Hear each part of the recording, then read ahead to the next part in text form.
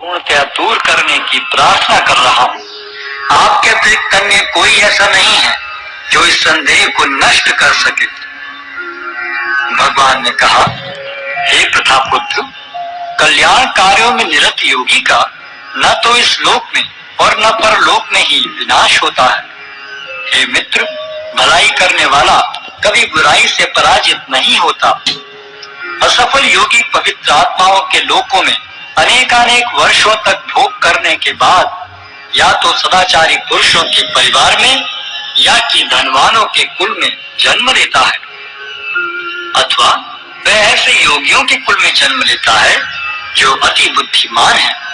निश्चय ही इस संसार में ऐसा जन्म दुर्लभ है।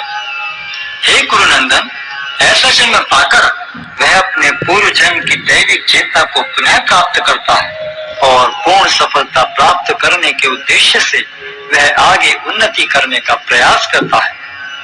अपने पूर्व जन्म की दैवी चेतना से वह न चाहते हुए भी स्वतः योग के नियमों की ओर आकर्षित होता है। ऐसा जिज्ञासु योगी शास्त्रों के अनुष्ठानों से परे स्थित होता है और जब योगी समस्त कर्म से शुद्ध होकर सच्ची निष्ठा से आगे प्रगति करने का प्रयास करता है तो अंततोगत्वा अनेकानेक जन्मों के अभ्यास के पश्चात सिद्धि लाभ करके वह परम गंतव्य को प्राप्त करता है। योगी पुरुष तपस्वी से, ज्ञानी से तथा सकाम कर्मी से बढ़कर होता है।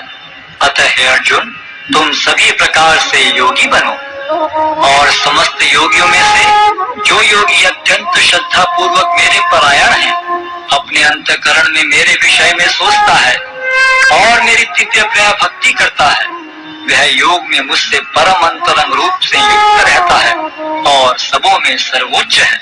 यही मेरा मत है।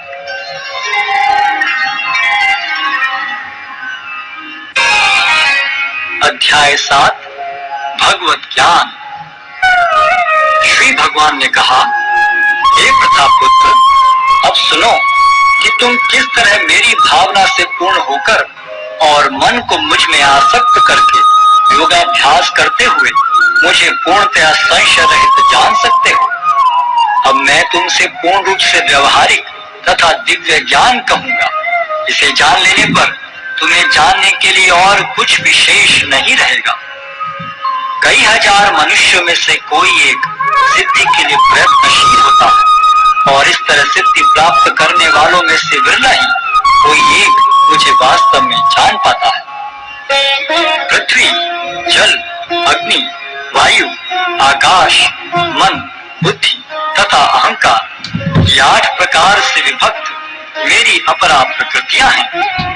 हे महाबाहु अर्जुन, इनके अतिरिक्त मेरी एक अन्य पराशक्ति है जो उन जीवों से युक्त है जो इस भौतिक अपरा प्रकृति के साधनों का विदोहन कर रहे हैं। सारे प्राणियों का उद्गम इन दोनों शक्तियों में है। इस जगत में जो कुछ भी भौतिक तथा आध्यात्मिक है उसकी उत्पत्ति तथा प्रलय मुझे ही जानो। हे धनंजय, मुझसे श्रेष्ठ कोई सत्य नहीं है। जिस प्रकार मोती धागे में गुथे रहते हैं उसी प्रकार सब कुछ मुझ पर ही आश्रित है। हे कुंती पुत्र, मैं जल का स्वाद हूँ, सूर्य तथा चंद्रमा का प्रकाश हूँ, वैदिक मंत्रों में ओंकार हूँ, आकाश में ध्वनि हूँ तथा मनुष्य में सामर्थ्य हूँ। मैं पृथ्वी की आद्य सुगंध और अग्नि की ऊष्मा हूँ। मैं समस्त जीवों का जीवन तथा तपस्वियों का तप हूँ।